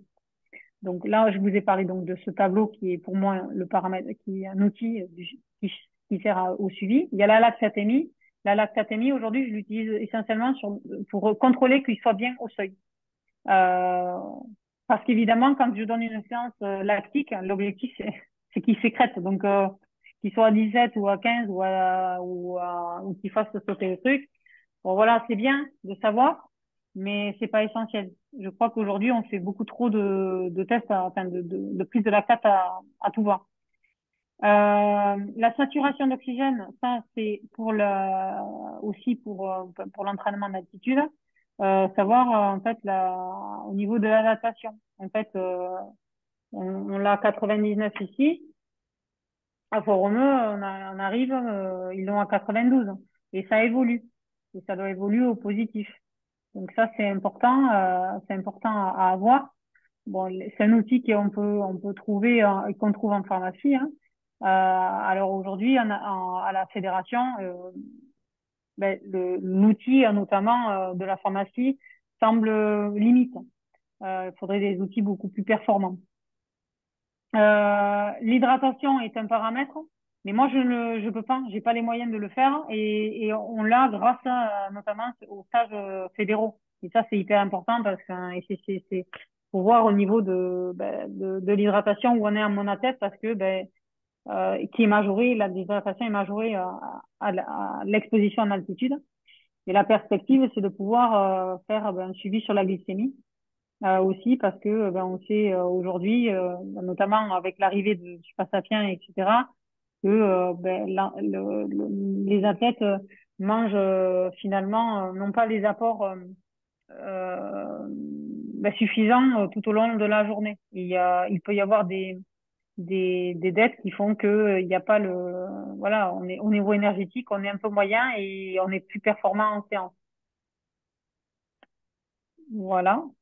Donc voilà tous les éléments aujourd'hui que moi j'utilise et dont aussi la fédération me permet aussi d'avoir comme élément pour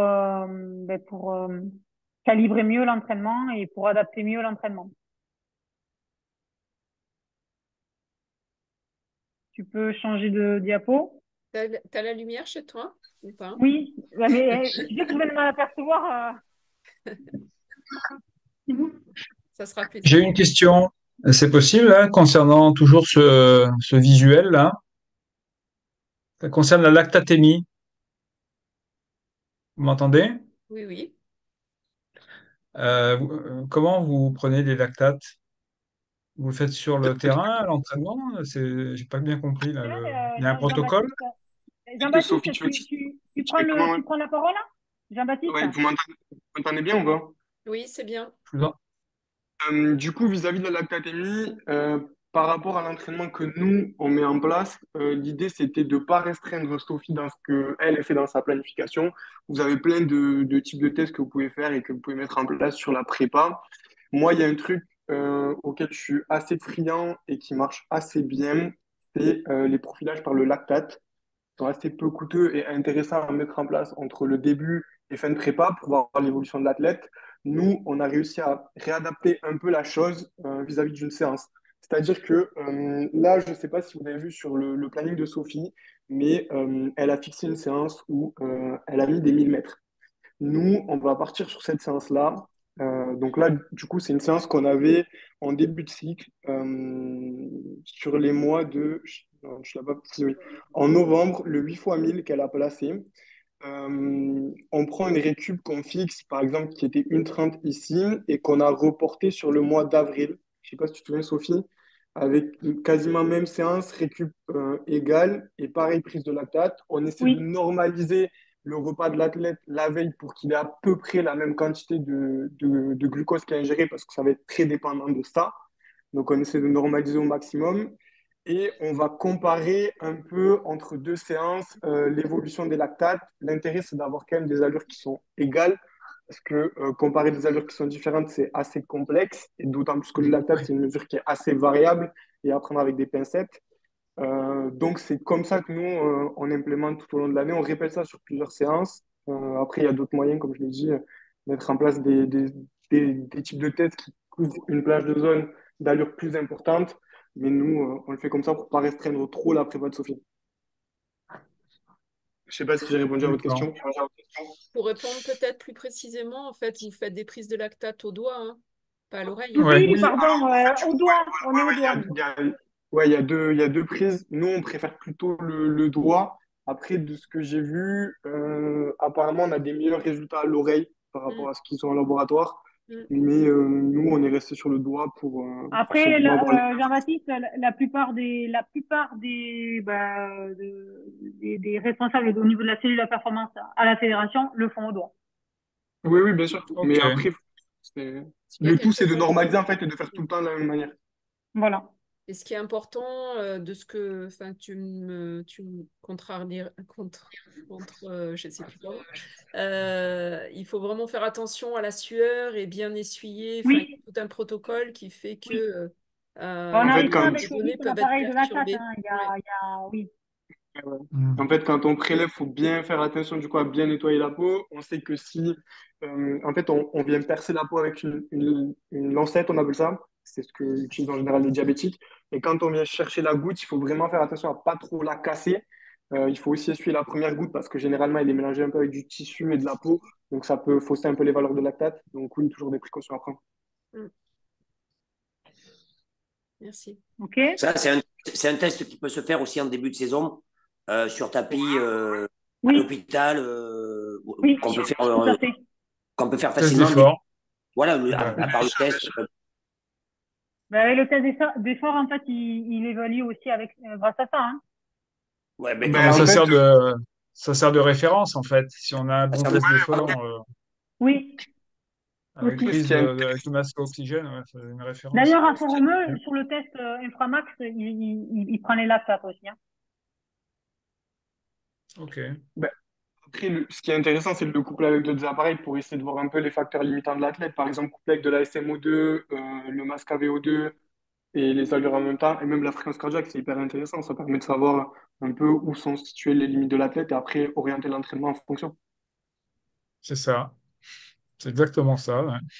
C'est l'utilité du test d'effort. Un des rôles du test d'effort, c'est de définir le potentiel de l'athlète, de voir sa progression et de mesurer sa récupération. Donc, effectivement, il faut le faire.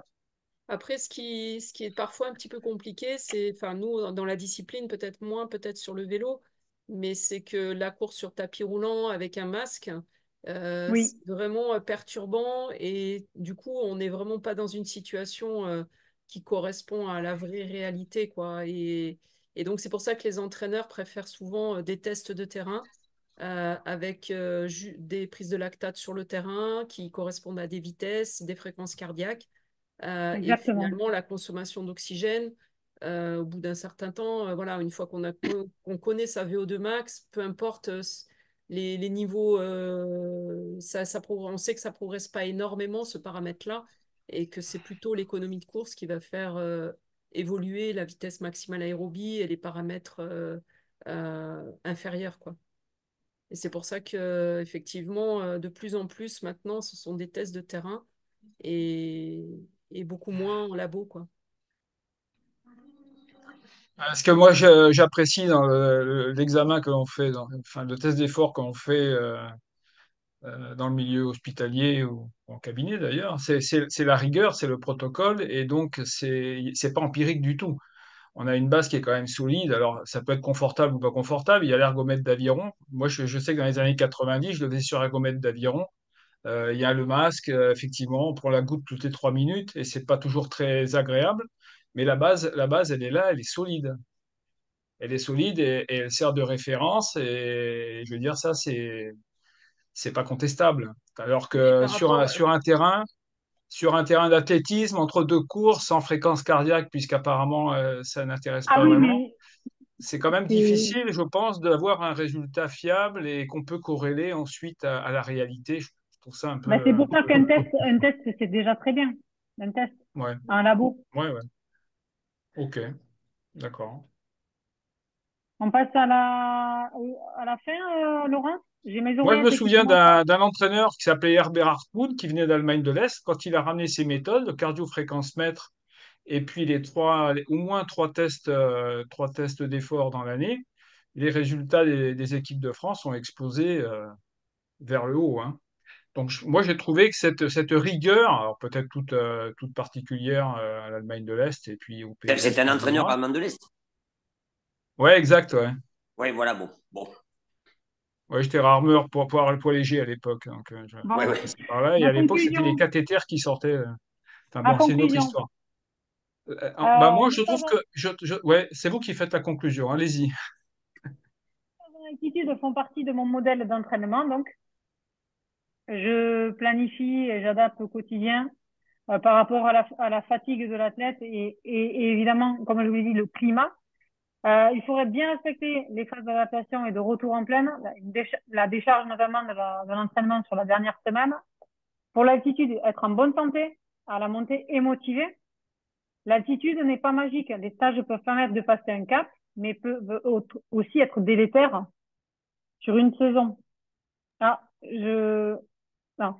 Le travail en groupe, attention, les séances doivent être personnalisées. Attention aux allures de footing, de récupération, etc. Qui peuvent vraiment, voilà, mettre le bordel dans vos progressions. Une fois que le travail en altitude est maîtrisé par l'athlète et le coach, parce qu'attention, on est sur un duel, hein, un duo, alors nous pouvons peut-être penser à orienter le travail vers de nouvelles méthodes de travail en altitude. Donc, ce que je vous ai parlé, je vous ai expliqué le travail en RSH, en hypoxie, le travail de sprint répété, que j'ai pu mettre donc en place en pleine carrière sur ma préparation du 10 000. C'est une perspective pour certains de mes athlètes que j'aimerais après les Jeux en 2025, notamment pour Dilali. C'est quelque chose que j'ai commencé à lui parler. J'ai intégré cette année, notamment à Dilali, justement, un travail à basse intensité en hypoxie stimulée à 5000 mètres d'altitude. Alors, ça a des effets sur les échanges gazeux à basse intensité. Ça a été surtout pour moi un moyen de l'occuper sur les semaines où en fait on a eu de la neige. Et il y a eu des effets à court terme très intéressants. Alors, ne me demandez pas, et j'anticipe la question, pourquoi, quels effets. Aujourd'hui, il y a beaucoup d'athlètes qui ont recours à ça parce que le crève de Font-Romeu vend aussi ses prestations et que des athlètes ont réussi en définitive à faire des performances, bien sûr et surtout par le travail qu'ils font au quotidien avec leur entraîneur. Mais le petit plus, ça a été ce travail en hypoxie simulé à 5000 mètres. Ça, voilà, c'est quelque chose que je voulais mettre en perspective sur les stages. Une fois que vous avez maîtrisé, bien sûr, les stages en altitude conventionnelle. Voilà. Alors moi j'ai une question, Sophie, par rapport qui peut intéresser peut-être les entraîneurs qui vont faire des premiers stages en altitude, par rapport aux séances, au volume des séances ou à la distance, même aux distances que tu utilises. Est-ce que tu préconises des aménagements au début ou est-ce que tu dis ben, il suffit de faire la même chose mais on récupère un peu Non, plus? non, non, non, non. Il Quel faut est un peu ton aménager point de vue complètement, par rapport à ça? surtout sur le début, sur les jeunes. Je disais que on était plutôt dans l'apprentissage en fait. Donc on est dans l'apprentissage, donc ça veut dire peut-être de la basse intensité, du travail technique, vraiment espacé. Donc commencer par voilà, ça se découperait comme ça. On arrive un footing. Déjà il y a beaucoup d'entraîneurs qui aiment la marche course, hein, donc ou une randonnée. Déjà pour ressentir l'hyperventilation causée. Après, ça peut être donc un footing. Ça pourrait ensuite faire une autre séance de technique, vous voyez. Et là, on peut passer à un travail de volume plus court, soit en nature, sur MatMal, par exemple, mais rien de compliqué. Ça peut être simplement des 30 secondes où on double la récupération 1 minute.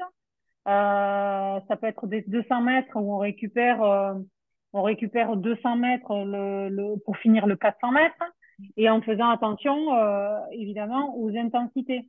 Et non, on peut pas, surtout pour des jeunes, faire la même chose en bas qu'en haut, surtout au début. On est vraiment dans voilà, découvrir l'altitude. Et par rapport à une découverte, justement, bon, c'est vrai que bah, il y a des contraintes financières ou des contraintes même de vacances, mais il y a Oui, certains, voilà, certaines ligues ou certains clubs qui font 15 jours en altitude parce qu'ils n'ont pas oui. moyen de faire plus. Qu'est-ce que tu préconiserais comme organisation pour optimiser ces 15 jours? Parce que souvent, finalement, ils chantent la période d'adaptation. Mais Ouais. qu'est-ce que tu suggères un peu pour Moi, je s'organiser? suggère vraiment pas justement de chanter la phase d'adaptation qui est hyper importante, hein, mais de tabler sur, on va dire, allez, une séance par semaine, un peu dure. Donc ça serait bien. Mais non, moi je pense qu'il faut vraiment ne pas négliger l'altitude et pas parce que c'est en fait ça peut permettre de travailler comme je le dis en bas, vite en bas. Donc limite un travail aérobie euh, à moyenne intensité et une séance spéciale. Alors là, tu me parles pour les stages, surtout au mois des interclubs. J'appelle les stages interclubs où on a tous Au les mois clubs qui d'avril, arrivent oui. 15 jours ou de stages de ligue et qui font boum d'entrée des séances. Ça, c'est une erreur, c'est une grosse erreur. En fait, il faut vraiment arriver à faire 3 jours calmes et de faire des séances plutôt faciles. Faciles comment? Par la récupération et d'alléger l'intensité par les temps par distance en fait un peu plus light. Après une séance de piste par semaine, donc ça fait 2 séances dans le stage, me paraît bien. Le sprint, c'est quelque chose qu'on peut faire en altitude et qui est très intéressante. Donc mettre aussi du sprint, surtout pour les jeunes. Euh, c'est intéressant, mais autour, faire de la basse intensité. Et globalement, vous avez vos 2 semaines. Une séance piste, une séance nature aérobie, de type fartlek, et puis le reste en basse intensité, de la technique, mais pas faire comme vous faites en bas avec la séance le mardi, la séance le vendredi, limiter, non, pas faire des séances trop volumineuses le week-end. Voilà, il faut faire très attention à adapter parce qu'on est en altitude et surtout ne pas oublier le repos, des journées calmes de repos et utiliser l'altitude et les temps où ils sont là pour faire des sensibilisations à comment bien manger, bien dormir, voilà, faire attention à eux. L'entraînement dit invisible. C'est des temps d'échange privilégiés qui auront pour vous, entraîneurs, des effets bien positifs une fois de retour en pleine. Voilà. Mhm, Je sais pas si j'ai répondu, si j'ai bien répondu. mhm. Oui. Et par rapport au volume des séances, à un moment donné, on disait, bon, justement, par rapport à peut-être ce public-là, on va pas faire des 1000, on va peut-être faire plutôt des 800, donc Oui, alors ne travailler pas plus aller sur tôt. évidemment, sur 15 jours, on peut pas faire des 1000, hein, c'est utopique. Déjà, le 200 et le 300, c'est une le 200 et le 300 sur les premières séances. Pour les 1000, en fait, il faut essayer de trouver des astuces de séance à vous d'être le meilleur pédagogue pour avoir, par exemple, je dis n'importe quoi, enfin, je dis n'importe quoi, sur les volumes longs, admettons, alors si on parle d'un coureur allez, qui préparerait le 3000 aux interclubs, vous aimez, voilà, si vous avez planifié en bas une séance de 6 fois 1000. Ben, en haut, vous n'allez pas aller jusqu'au 1000. Peut-être que le 600 mètres pour ce type de public suffirait ou d'imaginer le 1000, le découper. Un 600 plus 400 avec une récupération entre pour simuler l'effort du 1000. Mais ça pourrait être pour moi des 600. Même le 800 pour 15 jours de stage, ça me paraît compliqué. Donc vraiment avoir une intelligence par rapport à la formulation de vos séances d'entraînement. Et pareil sur le fartlek, euh, le travail pour les jeunes mixtes de type 30-30, 3 minutes, c'est excellent, surtout en phase d'adaptation. Parce que le 30-30, 3 minutes, on peut aller quand même assez relativement vite sur le 3 minutes. On est en nature et ça permet de préparer la séance de la semaine d'après. Donc, il y a plein d'intelligence à avoir, mais jamais ne proposer une séance prévue spécifique en bas, en haut. Vraiment, faites en sorte d'avoir une intelligence pour, avoir un travail sur le travail spécifique. Et aussi sur les récupérations, faire attention à augmenter les récupérations. Je dis une séance la séance de dessin est une excellente séance d'adaptation. Parce que vous savez à quelle allure régulièrement il tourne et il peut aller être assez proche de bonne vitesse. En fait, il n'est pas trop déconnecté de ses vitesses spécifiques en bas. Et en augmentant les récupérations, je dis une séance, les 2 fois 10 fois 200 pour un corps de long. C'est une bonne séance ou 2 fois 8 fois 200. Le 200 avec 1 seconde de plus qu'en pleine, avec une récupération de 10 à 15 secondes de plus qu'en pleine. Voilà, ça me paraît une très bonne séance, une très bonne première séance. Vous voyez? Tu peux préciser juste pour ceux qui ont peut-être pas fait ce type de séance, quand tu parles de 30-33 minutes, comment tu la vois cette séance? Donc, La combien de fois 30-33 minutes, 30-30, c'est 3 d'ailleurs minutes, une combien de très très fois bonne séance 30-30? que vous pouvez utiliser pour vos jeunes en pleine, notamment, et en altitude. Le 30-30, ça serait 4 fois ou 5 fois 30-30. Moi, j'aime bien le 4 fois parce que le 5 fois 30-30, c'est un peu long. 4 fois 30-30, donc 30 secondes de travail, 30 récup. Ensuite, donc le 30-30 permet d'arriver à VO2, en fait. Et derrière, vous avez un effort un peu plus long. Et vous êtes déjà à VO2 et en fait, vous arrivez à finalement être très proche ben,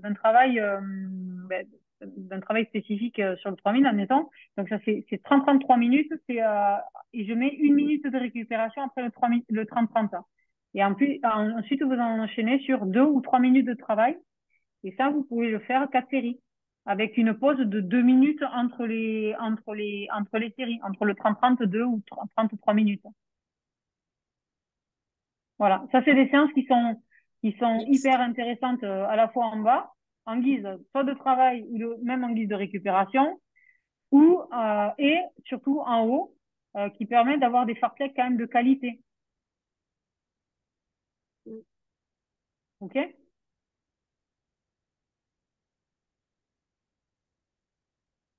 Après, nous, par exemple, avec le travail avec le Britannique, la période où j'étais spécialisée sur le 5000, 10 000 cross, on avait pour habitude de travailler sur le contre-effort. C'est-à-dire, j'avais pour habitude de faire, admettons, 13 fois 400, récup 200 trop en 45.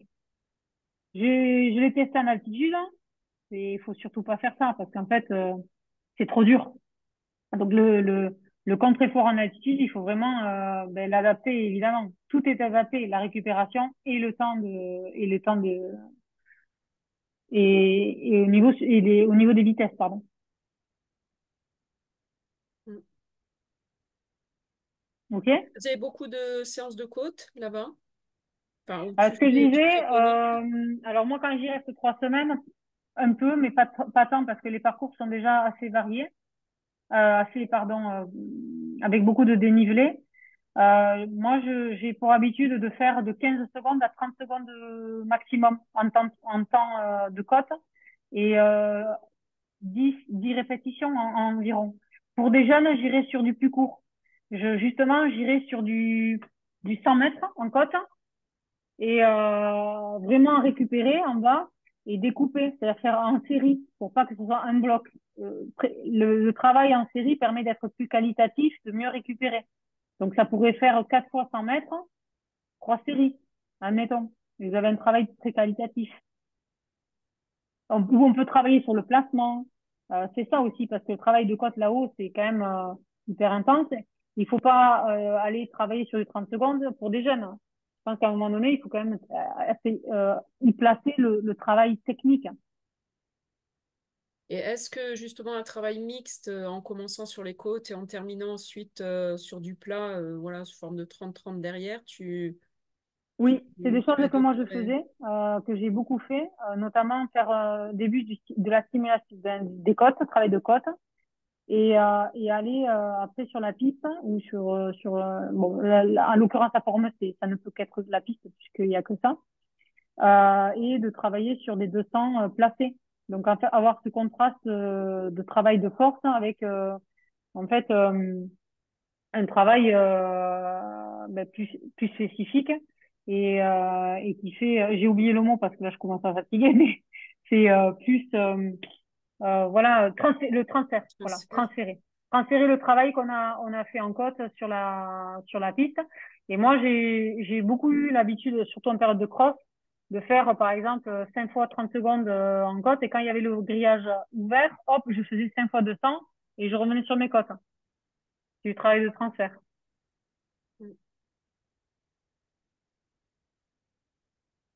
Après, c'est à vous d'être, voilà, d'être créateur. Moi, j'ai eu des philosophies de travail, d'entraîneurs que je peux citer. Patrick Després pour le premier qui m'a découvert.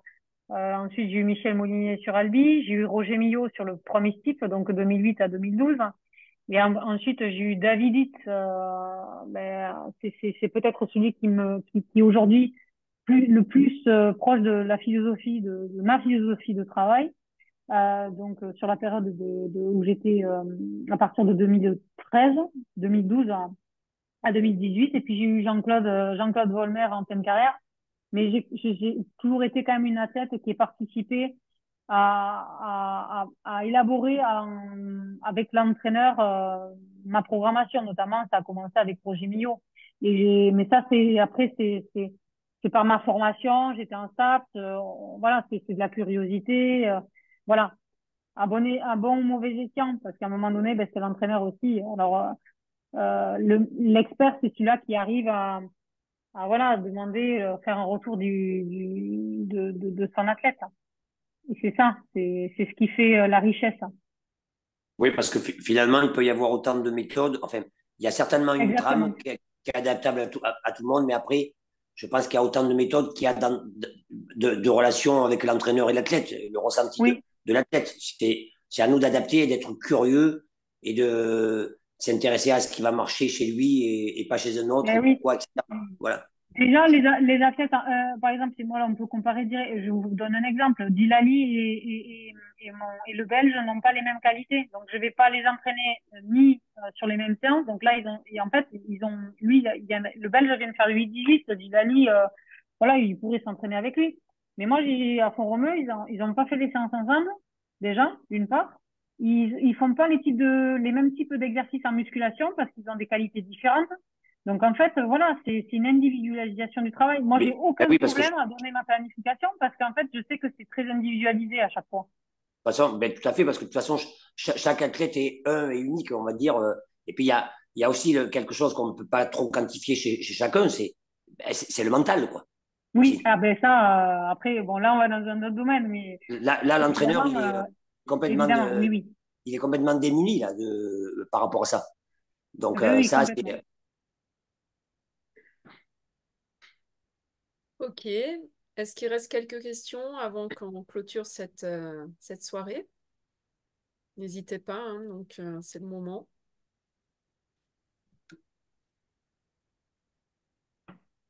C'est vrai que tout le monde n'a pas la chance, effectivement, de pouvoir habiter proche de Font-Romeu et proche des. Du coup, c'est pas toujours évident d'organiser des sessions aussi longues.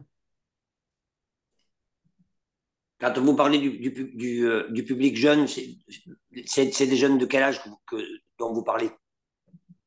Attendez, alors, juste à la moment où vous avez posé ma question, j'ai mes oreillettes il n'y a plus de jus. Vous Ah, pouvez me répéter la question?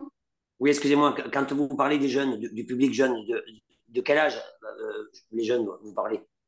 Moi, je parle de essentiellement junior. À partir de junior, oui. Junior, alors on peut parler de cadet. Laurence, toi, moi, je suis pas spécial. En fait, je suis jeune entraîneur et donc j'ai jamais eu j'ai des catégories jeunes dans mon groupe, évidemment. Mais par expérience, les athlètes qui montent en altitude, ils sont généralement autour de 18 ans. Donc, on est sur du junior, peut-être du cadet. Voilà, pour vraiment Il y a des optimiser. cadets, mais En moi, fait, je parle de cadet junior espoir. Ce qu'il faut vraiment avoir en tête, je pense, c'est que l'altitude, c'est un plus pour des athlètes qui déjà font bien les choses en pleine. En bas, tout à fait. Et donc, du coup, souvent, maintenant, on met un peu la charrue avant les bœufs. On envoie des jeunes au Kenya alors qu'ils savent même pas faire du renforcement musculaire ou ils sont pas structurés pour bien récupérer, notamment en termes d'hygiène de vie, alimentation, sommeil, etc. Donc, c'est vraiment la petite touche qui peut permettre ensuite à des athlètes de progresser. Mais avant tout, pour moi, je pense qu'il faut avoir déjà mis en place un certain nombre de choses sur l'entraînement en pleine pour pouvoir après bénéficier des effets de l'altitude. Après, ça n'empêche pas de faire découvrir. C'est le cas, comme on disait tout à l'heure, hein, de certaines ligues ou certains clubs qui vont emmener des jeunes athlètes, mais il faut, voilà, souvent c'est une réussite quand les athlètes sont déjà sérieux à la base et ont déjà optimisé certains paramètres. Il faut jamais Oui. oublier que l'altitude, c'est un stress et du coup, ça devient un stress supplémentaire et source de blessures pour certains. Alors, il y a quelques questions. À partir de quelle altitude peut-on avoir des effets de l'entraînement? Ben, la moyenne altitude, déjà, 1000 mètres, c'est déjà très bien. Gap, c'est 1000 mètres, hein, on est d'accord?